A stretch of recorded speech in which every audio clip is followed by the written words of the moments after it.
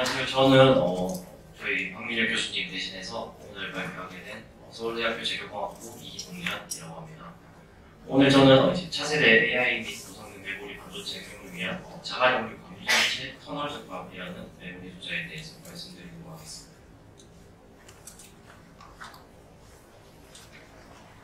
네, 먼저 간단하게 저희 교수님에 대해서 설명드리면 저희 교수님은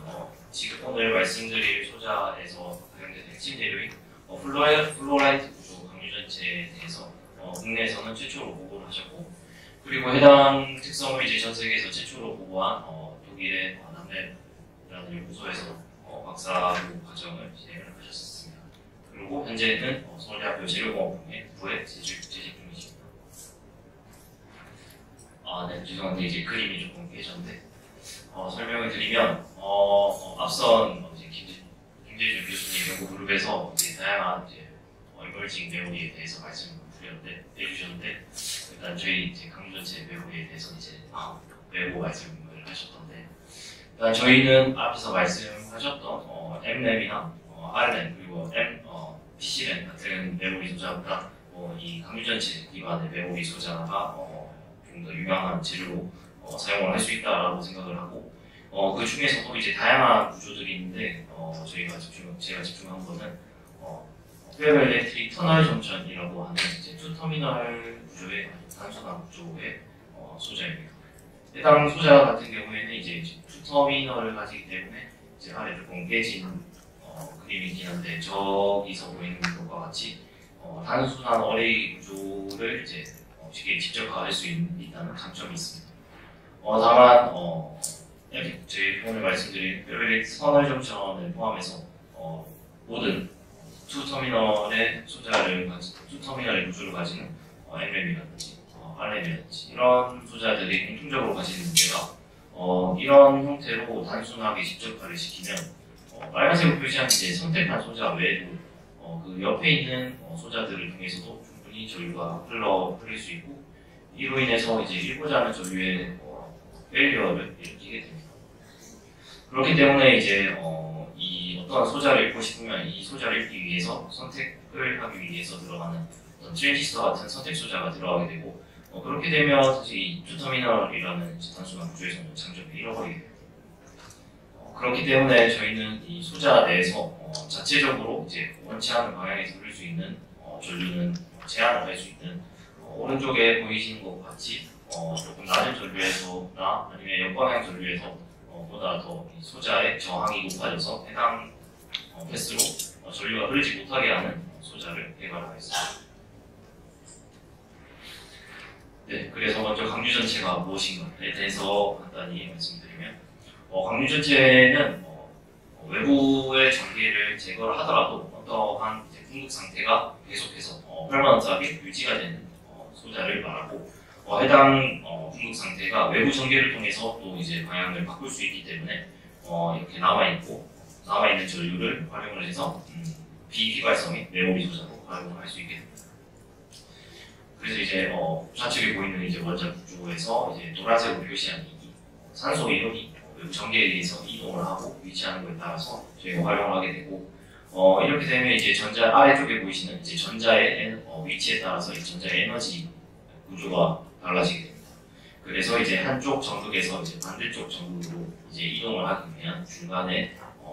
배리어가 달라지게 되고, 이 배리어의 조절을 통해서 이제 메모리 저항 변화 메모리를 구현을 할 수 있게 됩니다.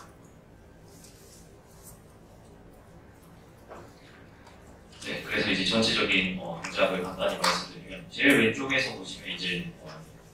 배리어가 아주 높게 나와 있어서 저항이 높은 상태인데 간에 궁극 방향을 바꾸게 되면 중간에 보이시는 그림과 같이 에너지 배리어가 낮아지게 되고 큰 전류가 흐르게 됩니다. 이때 이제 배리어가 낮아지면서 이제 터널링이라고 하는 이런 양자역 각종 현상을 활용하기 때문에 페어엘렉트릭 터널 정전이라는 이름을 붙게 되고요. 그리고 하지만 이제 반대쪽에서는 보시면 이 강유전체, 유전체층과 이제 정극 쪽에서 높은 배리어가 형성이 되기 때문에 여기서 흐르는 전류를 억제를 할 수 있게 되는 것입니다. 네, 그래서 이제 다양한 이 기존에 보고되었던 저항 변화 메모리들과 비교를 하면 여기 왼쪽 하단에 나오는 이제 메모리 같은 경우에 이제 좀 가장 흔하게 보고가 되는 디펙트 결함 기반의 RM이라고 하는 소자의 일반적인 특성을 보여주게 되는데요. 이런 소자들은 이제 디펙트 결함을 기반으로 해서 동작을 하기 때문에 매 동작마다 동작의 특성 관련이 랜덤하게 되고 그리고 이제 결함이 이제 어느 정도의 정도로 존재를 해야 이런 동작이 보이기 때문에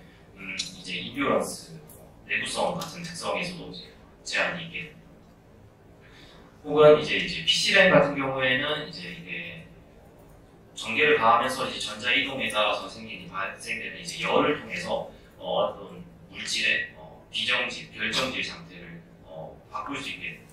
이런 상태로 이제 저항을 변화시키게 되는데 이런 경우 이제 발열을 활용을 하기 때문에 셀과 셀 사이 간격을 좁게 하면 또 이제 셀들 간의 이제 이 발열의 간섭 그리고 이 동작을 시킨 후에 이 열을 빼내주는 디스페이션 같은 거에 대해서 문제가 있기 때문에 이러한 단점이 있게 되고 그 외에 이제 또 에브램 같은 경우에는 이제 스핀 토크 트랜스퍼라는 이제 방법을 활용을 하는데 이런 경우 이제 이 토크를 이동시키기 위해서 상당히 높은 무전압을 활용을 해야 되는 문제가 있습니다. 그런 거에 반해 저희 페어일렉트릭을 활용을 하면 페어일렉트릭의 이 저항 상태의 변화는 결국 이제 우리가 제일 흔하게 생각하는 그런 전자기하학적인 모델을 따라서 분극이 이동을 하기 때문에 동작의 특성을 제어하기도 쉽고 디펙트를 활용하지 않기 때문에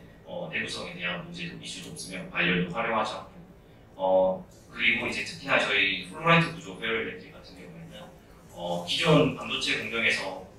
게이트 옥사이드로 활용하고 있는 하프늄 옥사이드 그리고 이제 D램의 캐피시터에서 활용하고 있는 실버늄 옥사이드를 활용해서 이제 도핑의 컨센트레이션만 조절해서 강유전성을 발현시킨 거기 때문에 현재 시무스 공정과도 부적합도가 높게 보입니다.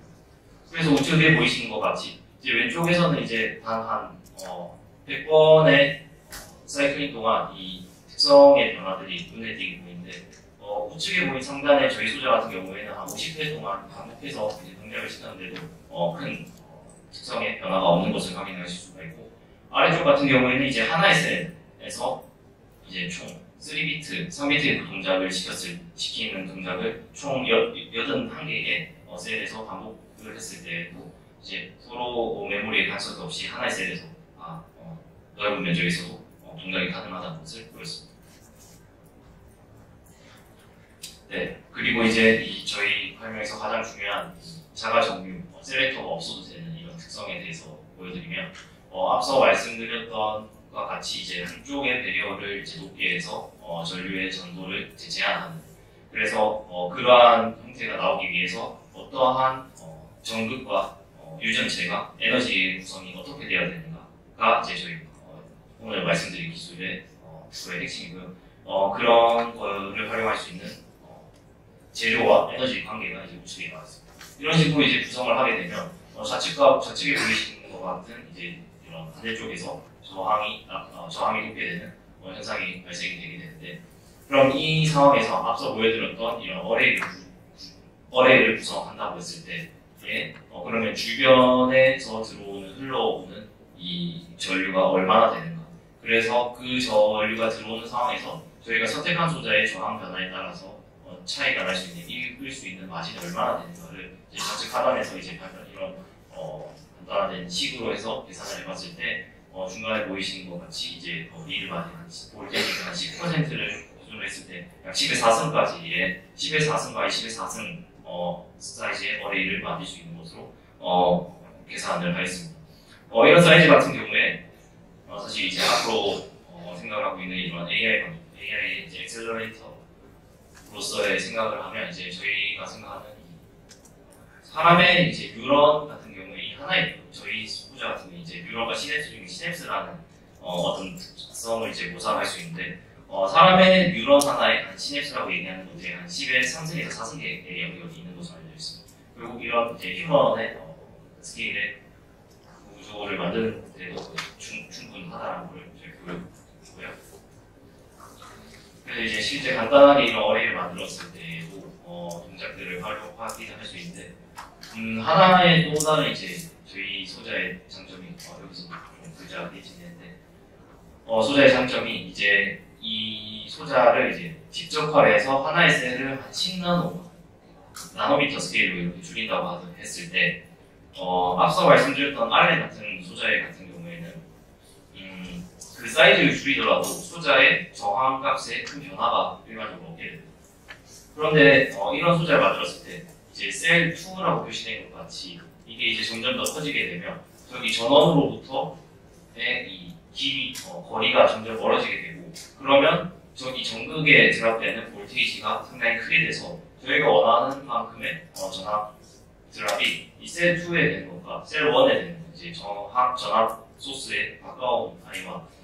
달라지게 되는 문제가 발생할 수 있게 됩니다. 그럼 이런 문제를 해결하기 위해서는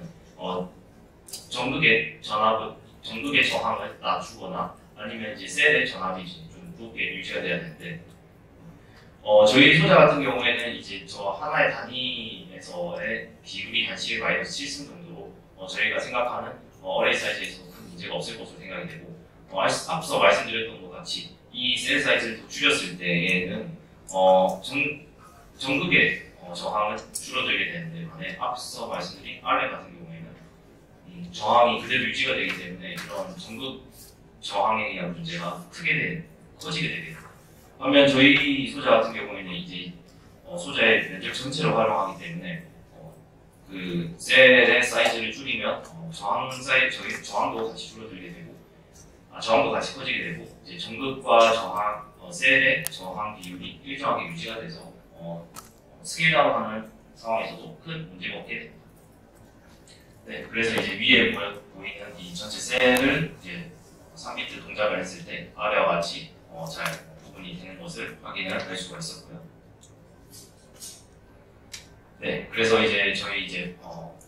페로일렉트릭 기반 그리고 이런 FTJ 같은 경우에 앞서 말씀드렸듯이 이제 많은 이머징 메모리들이 말하고 있는 이런 스토리지 클래스 메모리로 활용을 할 수 있겠지만 최근에 이제 하이닉스에서 발표한 이제 연구를 보시면 PCRAM이라는 아까 말씀드렸던 페이지 체인지 메모리를 통해서 이제 지금 사용하고 있는 HBM의 이제 차세대 인터페이스인 컴퓨팅 익스프레스 링크에 활용을 할 수 있다는 이런 연구들을 발표를 했는데 사실 저희 소자 같은 경우에 PCRAM보다 떨어지는 특성이 없기 때문에 없기도 하고 그리고 이론적으로 하나의 셀에 이제 페로일렉트릭의 이 분극을 쓰고 읽기 위해서도 요구되는 시간 단위가 이제 거의 피코세컨드 수준까지 내려갑니다. 물론 실제 동작에서는 주변대로까지 함께 고려해서 더 느려지긴 하겠는데 이런 특성을 고려했을 때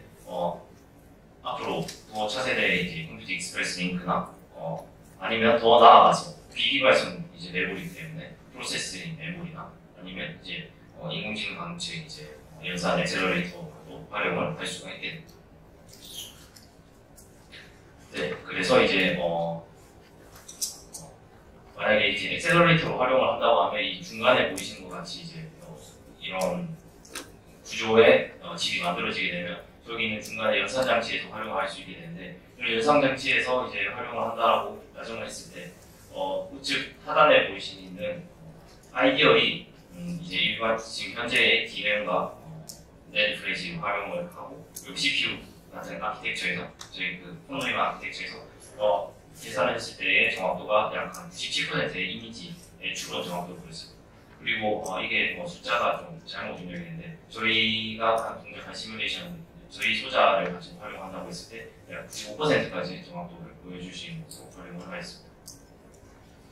네, 여기까지가 이제 오늘 말씀드린 이제 여기 8번에 보이는 방수치 터널 접합 소자에 대한 내용이고 이 외에도 저희 그룹에서는 이러한 이 구조 외에도 DRAM에서 DRAM 캐패시터에 있는 유전체를 일반 질코늄 옥사이드가 아닌 아포늄 옥사이드로 대체해서 강유전체 메모리를 활용할 수 있는 그것과 관련된 특허 한 1번, 2번 같은 경우에 있고 한 3, 4번 경우에도 이제 삼성과 함께 연구를 해서 만든 특허들입니다. 그 이외에도 이제 낸드 플래시에서 게이트 옥사이드를 저희 이제 강유전체의 메탈 옥사이드로 대체를 하면 이 차이 트랩을 하기 위해서 요구되는 이 높은 전압 대신에 저희 강유전체를 분극 방향만 바꿀 수 있는 낮은 볼테이지에서부터 빠르게 동작을 할 수 있는 이런 연구들을 저희 진행을 하고 있습니다. 네, 저희 발표는 여기까지.